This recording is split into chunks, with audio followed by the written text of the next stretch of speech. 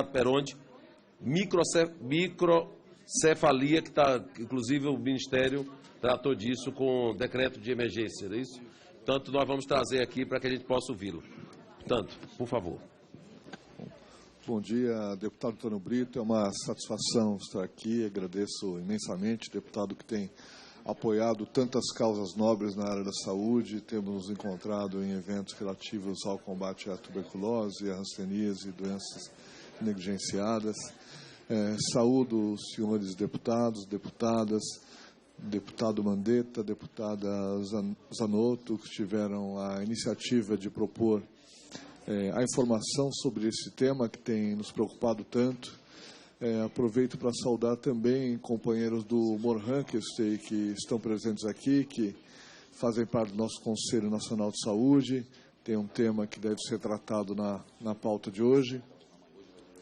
Senhoras e senhores, o tema em pauta da microcefalia tem sido uma das principais preocupações do Ministério da Saúde nesses últimos dias. Vou relatar brevemente do que se trata e como chegamos ao momento em que estamos, e acho que depois a gente fica à disposição para qualquer tipo de pergunta, esclarecimento que for possível. Aproximadamente 3 semanas atrás, pouco mais que isso, nós começamos a receber notícias, naquele momento não eram nem notificações formais, eram notícias de profissionais de saúde do estado de Pernambuco, de que eles vinham observando um aumento na quantidade de crianças que nasciam com uma malformação grave, que é a chamada microcefalia. Explico. A microcefalia é um termo que é utilizado para designar uma criança que nasce com a cabeça, com o encéfalo, e daí vem o nome, microencefalia, muito menor do que o tamanho normal.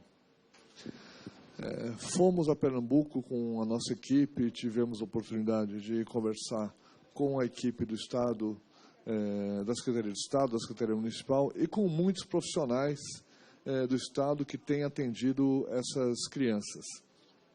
E a situação que nos relataram foi uma situação muito grave. Uma situação em que não apenas se verificava o nascimento de crianças com a cabeça menor, mas sim que nos estudos feitos posteriormente com boa parte dessas crianças, se verificava, deputado Sola, saúdo aqui, se verificava que havia um comprometimento muito grande da formação do cérebro.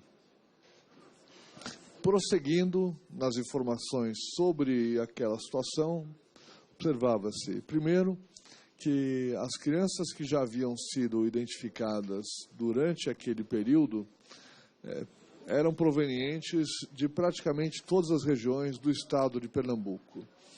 E segundo, que várias das mães, as puérperas dessas crianças, relatavam algum tipo de doença durante a gestação, que muitas vezes se apresentava como febre, manchas do corpo, um quadro que nos sugeriu semelhança com algumas doenças que nós temos acompanhado, particularmente doenças por alguns vírus transmitidos pelo mosquito Aedes aegypti, como é o caso de dengue.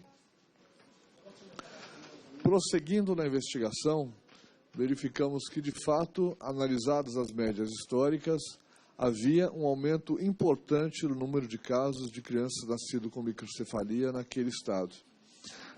Deslocamos a equipe para lá, continua lá até agora, dando apoio às investigações que a Secretaria de Estado vem conduzindo, com a Secretaria Municipal de Saúde em Recife e com diversos profissionais. O próprio Conselho Regional de Medicina de Pernambuco vem também com iniciativas importantes. A sede da Fundação Oswaldo Cruz em Pernambuco, que é o Instituto Ageu Magalhães, vem participando também muito intensamente das investigações. De lá para cá, nessas pouco mais de 3 semanas, passamos a ter comunicações também de outros estados da região Nordeste. Inicialmente não se verificava um aumento que aparecesse das estatísticas de nascimentos, mas nessas últimas 2 semanas já passamos a verificar uma tendência de aumento, afetando então não apenas Pernambuco, mas Sergipe, Rio Grande do Norte, Paraíba, Piauí, Ceará e Bahia. Até o dia de ontem, na verdade com dados fechados até sexta-feira passada, nós tínhamos um número aproximado de 400 crianças nesses estados todos que se encaixavam no critério utilizado para a triagem das crianças. Isso é importante para que a gente não confunda os números. Como a primeira abordagem é pela medida do tamanho da cabeça, pode ser que nem todas as crianças que apresentam uma medida menor do que aquela considerada normal apresentem de fato problemas, porque a gente sabe que o tamanho da cabeça varia muito de pessoas para pessoas, entre raças, entre regiões, dependendo da própria cabeça dos pais. Os filhos terão cabeças mais estreitas ou mais largas, mas esse critério que foi definido conjuntamente com diversos especialistas, ele se baseia num limite que é adotado internacionalmente para a suspeita de que existe problema. Então, nós temos até agora a notificação de 400 crianças em que há suspeita da presença do problema. O estado que iniciou com as investigações, o estado de Pernambuco, é aquele que apresenta um número maior, com 268 casos, seguido de Sergipe, com 44, Rio Grande do Norte, 39, Paraíba, 21, Piauí, 10 casos, Ceará, 9 e Bahia, 8 casos. Todos esses casos a que me refiro são casos comunicados oficialmente pelas Secretarias de Estado da Saúde. Nós temos ouvido rumores, ouvido notícias de profissionais de um número maior de casos. No entanto, esses casos devem ser investigados também para que passem a fazer parte da comunicação oficial. Com base nas investigações iniciais, as equipes passaram a trabalhar com diversas hipóteses. Uma hipótese se tornou mais forte que as outras por uma coincidência temporal importante. Nós tivemos, no primeiro semestre desse ano, pela primeira vez no Brasil, na verdade, pela primeira vez no continente americano, a circulação de um vírus chamado Zika. Boa parte de nós sequer tinha ouvido falar da existência desse Zika vírus até o início desse ano.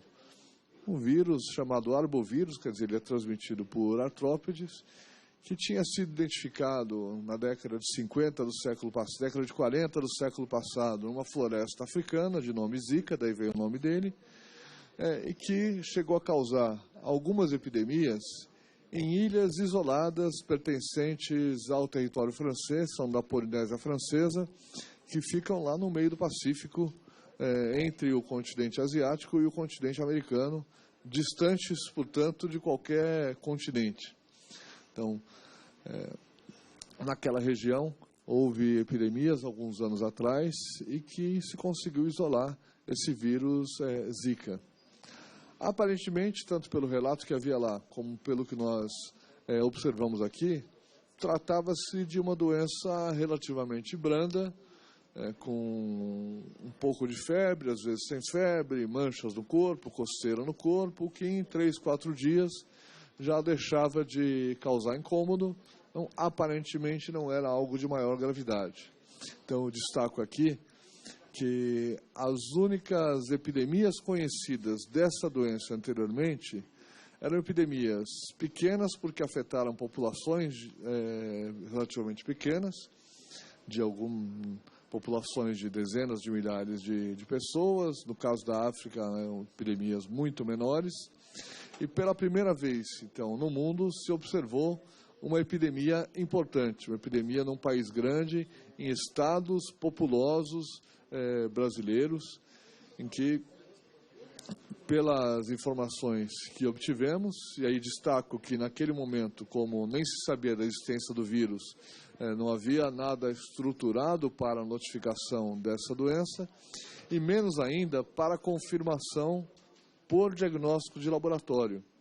Cada vez que surge uma doença nova, ou a suspeita de uma doença nova, os cientistas, incluídos os nossos cientistas, trabalham intensamente para desenvolver técnicas para diagnosticar essa doença, para isolar o vírus, ou pelo menos para quantificar anticorpos que o organismo produz contra esse vírus, para que se procure dotar os serviços de saúde da capacidade de fazer diagnóstico e de confirmar a doença. Então, nós tivemos uma coincidência temporal. Essa coincidência levou diversos profissionais a ficarem alertas. Opa, nós tivemos uma novidade, uma doença nova no início do ano, e estamos vendo agora uma situação nova também, uma situação muito preocupante. Então, isso levou a uma associação que incluiu o tema na investigação de casos, de forma que se procurasse saber das mães que deram à luz a essas crianças com a malformação, se elas tiveram algum tipo de sintoma, algum tipo de manifestação que sugerisse a presença da doença por Zika vírus durante a gravidez. E em boa parte dos casos, na verdade nós ainda não temos dados definitivos, esses dados estão sendo tabulados, essa associação se confirmou. Então nós vínhamos trabalhando até o dia de ontem, praticamente, com essa hipótese, sem qualquer demonstração laboratorial, sabendo que a microcefalia, ela pode ter muitas causas. A microcefalia em si não é uma novidade, ela sempre existiu e está associada à possibilidade de muitas causas, algumas delas causas infecciosas, como é o caso da rubéola, da sífilis, do citomegalovírus, de outros vírus que podem causar microcefalia. Pode haver causa genética para a microcefalia. Supõe-se que pode haver causa como exposição a radiações, embora isso não esteja absolutamente documentado. Então, nossas equipes estão justamente trabalhando na investigação de que possíveis causas poderiam estar associadas. Exposição a produtos químicos, exposição a medicamentos. A exposição ao vírus Zika foi ganhando força por essa associação temporal, pelo relato de muitas mães de terem tido uma possível infecção durante a gravidez, e essa hipótese ganhou muita força agora, no dia de ontem, quando nós obtivemos resultados de laboratório, de análises feitas pela Fundação Oswaldo Cruz, de que duas gestantes acompanhadas em Campina Grande, na verdade residentes de um outro município próximo, que tiveram um quadro agudo durante a gravidez e que foram investigadas pela equipe que faz acompanhamento e no exame de imagem, ultrassonografia, aparecia uma malformação, tiveram também uma investigação mais completa feita com a colheita de líquido de dentro do útero, que é o chamado líquido amniótico.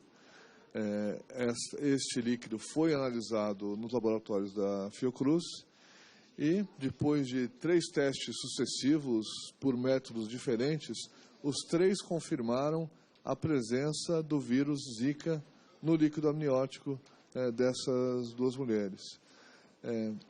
Não podemos dizer que, com certeza, todas as mulheres que têm tido crianças nascidas com essa malformação necessariamente tenham tido o vírus Zika.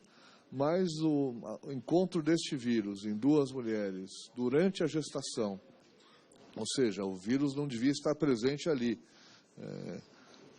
associados à presença da microcefalia, nos trouxeram uma quase certeza de que as 2 coisas estejam associadas, então de que o vírus Zika está relacionado a essa malformação. Isso é um relato absolutamente desconhecido até então pela ciência mundial. Não há qualquer publicação, qualquer estudo científico anterior que relacionasse a presença do vírus Zika com uma malformação congênita. Então, enquanto a impressão inicial dos especialistas em doenças transmissíveis, em epidemiologia, era de que o vírus Zika causava uma doença relativamente leve, nós fomos tendo uma preocupação crescente, primeiro no final do semestre passado, quando tivemos algumas pessoas identificadas com uma doença neurológica, em geral transitória, associada ao vírus Zika. E agora, com muito mais gravidade, na medida em que estamos verificando nascimento de crianças com uma malformação muito grave, quase certamente associadas ao vírus Zika. A partir dessas informações, no Ministério da Saúde, nós constituímos um mecanismo que é de gerenciamento de crise, que se chama Centro de Operações de Emergência em Saúde, com a sigla COIS, passou a se reunir na terça-feira da semana passada, ontem teve a sua segunda reunião, e o ministro da Saúde resolveu declarar essa situação uma emergência em saúde pública de importância nacional. Destaco que essa declaração ela é prevista no Regulamento Sanitário Internacional, do qual o Brasil é signatário,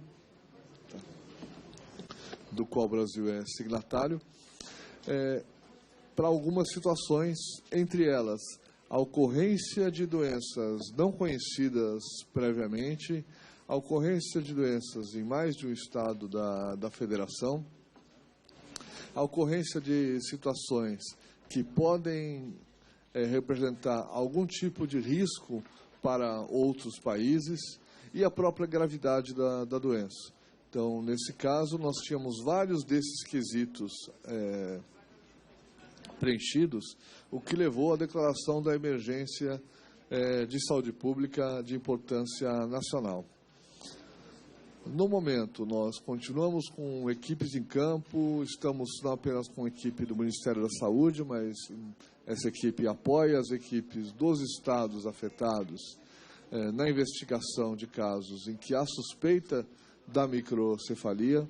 Estamos constituindo comitês de especialistas em diversas áreas, entre elas pediatria, neuropediatria, genética, estudo de imagens, obstetrícia, medicina fetal, epidemiologia e doenças infecciosas, para que se estabeleçam alguns consensos em relação à conduta do Ministério da Saúde e aos encaminhamentos necessários. Há alguns problemas graves relativos a essa doença e quero destacar o principal deles.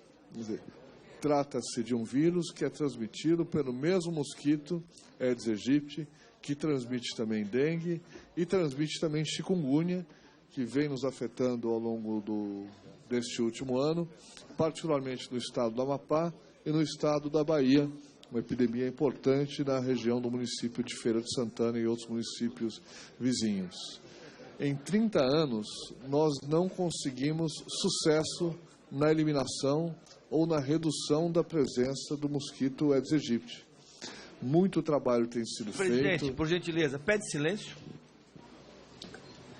Já foi feito. Vossa Excelência avançou. Eu estava aqui. Por favor. Eu vou repetir. Eu vou ser o chato do pessoal que vem nos assistir. Mas eu vou... Todas as sessões eu vou insistir nisso. Vossa Excelência está correto. Obrigado, deputado.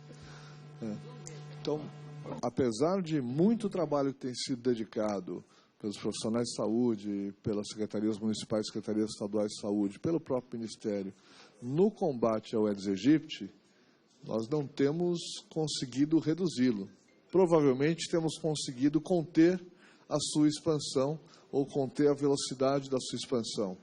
No entanto, o mosquito hoje ele infesta praticamente todo o território brasileiro. Existem algumas pequenas regiões nos estados da região sul, Santa Catarina e Rio Grande do Sul, em que o mosquito não está presente ainda, mas em Santa Catarina a presença é um pouco menor ainda. No entanto, na medida em que hoje temos uma ameaça ainda maior do que tínhamos com dengue, com 2 novos vírus transmitidos pelo mosquito Aedes aegypti, isso é uma situação de preocupação absoluta. Temos discutido muito com os estados, realizaremos reunião com todos os estados, representantes dos conselhos estaduais e secretários municipais de saúde no final da semana que vem, justamente para que se reforce todo aquele combate que é feito ao mosquito Aedes aegypti. Ao lado disso, e aqui eu finalizo com essa informação, o Ministério vem trabalhando junto com as secretarias estaduais e municipais para que haja uma programação de atendimento às crianças nascidas com malformação e, sobretudo, de suporte às mães e às famílias que certamente estão passando por um sofrimento imenso com o nascimento de crianças com uma malformação cerebral muito grave. Acho que essas são as principais informações e a gente fica à disposição. Queria agradecer ao Dr. Cláudio Marovitch, ao deputado Mandetta está inscrito, ele, para os que chegaram, conversando na semana passada, ele tinha conversado com a Carmen e o Mandetta me procurou para que